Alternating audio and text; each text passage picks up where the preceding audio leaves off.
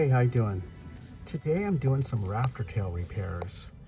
They've been eaten by drywood termites. You can see that? They went in about an inch up. So rather than cutting the whole rafter tail off right here, eliminating it, and just putting a whole new piece up, which would actually weaken this, because now it's not going to be very strong, we're just going to cut the majority of the damage out, put a new piece of wood in.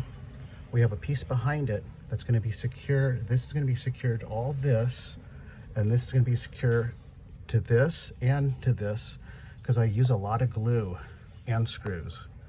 So that's about the best way to fix this without weakening it or opening up the roof. Now here's a great example of replacing some damaged rafter tails and what you got to deal with. So one thing we're dealing with, these two 1x8V rustic roof sheathing boards, actually they're end right here.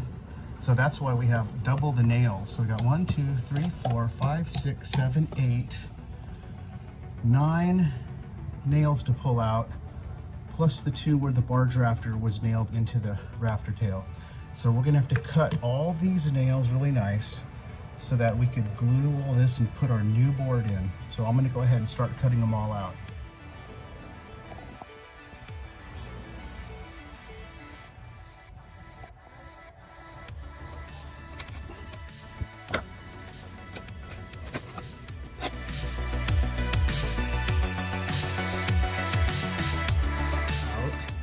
We put a new block in. Right now it's just being held in with glue, and then we're going to put another piece of wood in front of this and clamp it. But it's really important to get all this perfectly level with each other.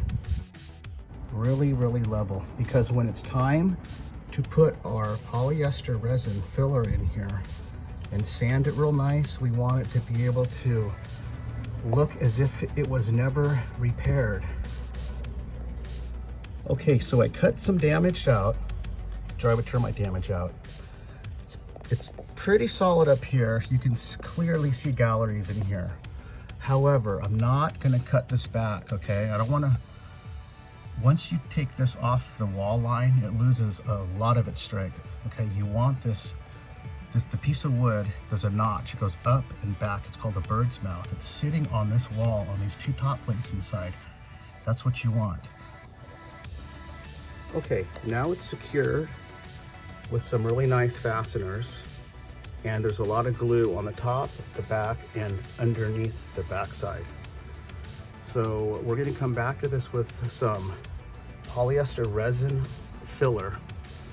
And this is gonna be known as a scarf joint. It's where you cut a piece of wood out, put a new piece in, and you just kind of feather it in, and you really can't tell once it's painted. But like I said, we didn't want to compromise the strength on this corner.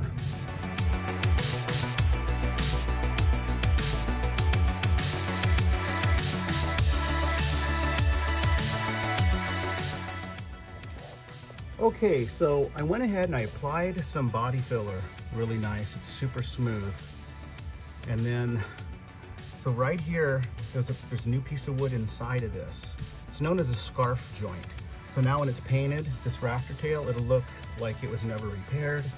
This one on the back is just on for extra support. Here's another one on for support, because this one had a little issue, but not much. Another scarf joint right here, and then a support completely behind it. And actually all the way down to the very end, there's 14 of these. So today I'm just sanding them all really smooth, and I'm gonna start priming everything.